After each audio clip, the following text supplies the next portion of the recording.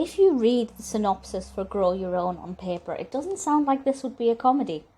But it is, and it's not even a drama comedy. It is really just a comedy film. And it's weird to think that this works so well, but it does, and that's a beautiful thing, that it takes this subject that I will talk about in a moment, that is actually something that people face regularly, and makes it entertaining, but also encourages you to think about this. So it was released in 2007, directed by Richard Laxton, written by Frank Cottrell, Boyce and Carl Hunter, and the cast is pretty amazing. And the reason why I watched it, the main reason I watched it is because Olivia Colman is in it. And then I found out that Sarah Hadland is in it, both of whom I just adore beyond words. So that for me was definitely a pull factor. But the narrative itself as well sounds so bizarre for a comedy that I just had to check it out and see what it was about. So the description from IMDb is as follows. An English community gets testy when a refugee family is granted a plot of land on which to grow vegetables. So we're dealing with refugees, immigrants, issues of race division. How is this a comedy? It is.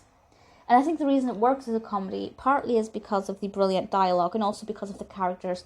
The characters are well created, they're very well developed. When they get into situations that are difficult, yes, there's a bit of emotion there, but for example, the way the other characters react, witty one-liners, saying something quite bizarre, completely stone-faced, just really entertaining, and it works so well.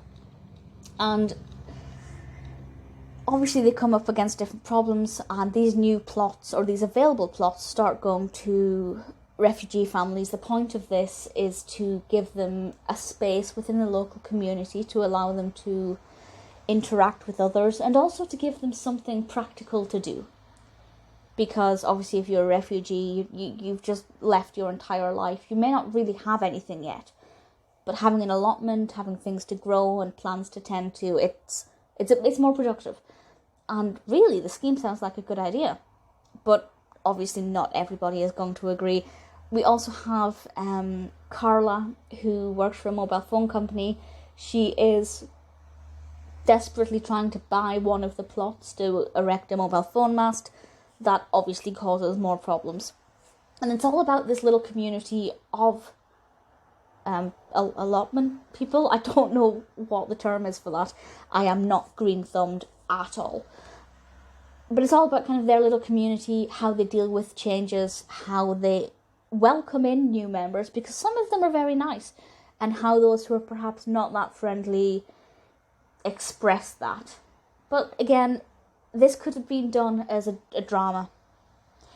It could have even been done as a thriller if the script was written differently, if they wanted to deal with these issues in a darker way, in a more sinister way.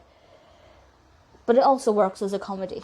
It's a very versatile narrative that's perhaps quite realistic in some ways and opens up a lot of wounds in some ways for some people.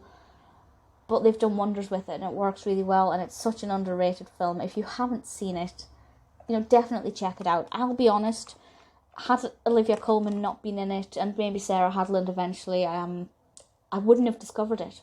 I don't believe I'd ever heard of this until I was looking through Colman's filmography.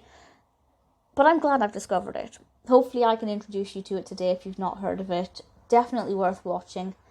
It's not a film I'd watch more than once in quick succession. I probably will watch it again in the future.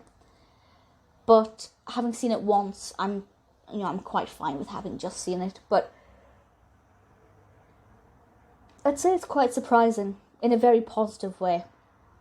Definitely something worth checking out. I do think you'll enjoy it.